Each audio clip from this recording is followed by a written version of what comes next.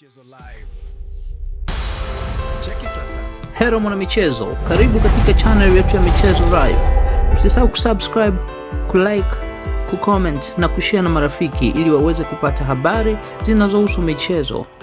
Hatma ya kiungo wa Simba SC Mpanzu bado ipo gizani baada ya mazungumzo ya uhamisho wake na klabu ya CR Belouizdad ya Algeria kufeli kufikia makubaliano, hali ambayo iliongeza sintofahamu juu ya mustakabali wa mchezaji huyo ndani ya dirisha dogo la usajili ambalo limefungwa juzi.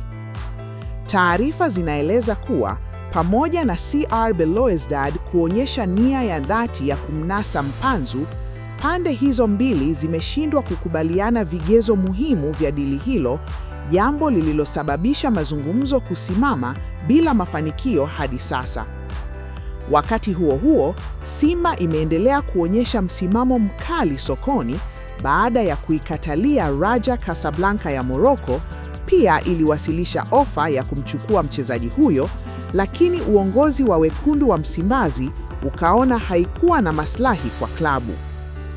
Kutokana na hali hiyo, Mpanzu anaendelea kubaki ndani ya kikosi cha Simba, huku benchi la ufundi likimtazama kama sehemu muhimu ya mipango ya timu katika mashindano yanayoendelea, hususan Ligi ya Mabingwa Afrika.